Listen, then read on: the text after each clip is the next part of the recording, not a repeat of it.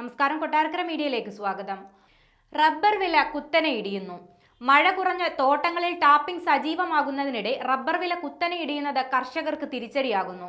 ഒരാഴ്ചക്കിടെ ആഭ്യന്തര വിപണിയിൽ 10 രൂപയ്ക്കടുത്താണ് കുറഞ്ഞത്. റബ്ബർ ബോർഡിന്റെ വില 229 രൂപയാണെങ്കിലും ചെറുകിട വ്യാപാരികൾ ചരക്കെടുക്കുന്നത് ഇതിലും 3 മുതൽ 4 രൂപ വരെ കുറച്ചാണ്.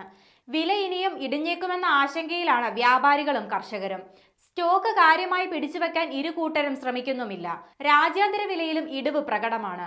ഒരാഴ്ച മുൻപ് വരെ കുതിക്കുകയായിരുന്ന വില പെട്ടെന്നാണ് താഴേക്ക് പോയത്.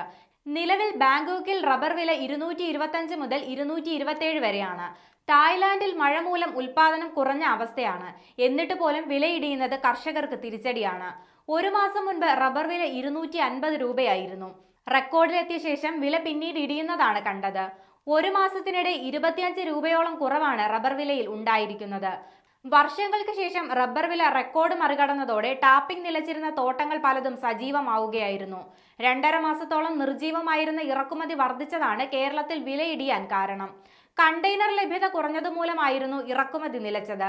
എന്നാൽ പ്രതിസന്ധി മാറിയതോടെ ആവശ്യാനുസരണം റബ്ബർ ഇറക്കുമതി നടത്താൻ ടയർ കമ്പനികൾക്ക് സാധിക്കുന്നുണ്ട്. ആഭ്യന്തര വില അതിവേഗം കയറിപ്പോകുന്നത് നിയന്ത്രിക്കാനും ഇതുവഴി ടയർ നിർമ്മാതാക്കൾക്ക് സാധിച്ചു. ഒരു ഘട്ടത്തിൽ അസംസ്കൃത വസ്തുക്കളുടെ ലഭ്യത കുറഞ്ഞതോടെ ടയർ കമ്പനികൾ ഉൽപാദനം വെട്ടിച്ചുരുക്കിയിരുന്നു. ഇറക്കുമതി റബ്ബറിന്റെ വൻതോതിലുള്ള വരവ് സംസ്ഥാനത്തെ കർഷകരെ പ്രതികൂലമായി ബാധിക്കുമെന്നാണ് ഈ രംഗത്തുള്ളവർ പറയുന്നത്. ഇറക്കുമതി നിയന്ത്രിക്കാൻ തീരുവ ഉയർത്താൻ കേന്ദ്ര സർക്കാർ തയ്യാറാകണമെന്നും കർഷകർ ആവശ്യപ്പെടുന്നുണ്ട്.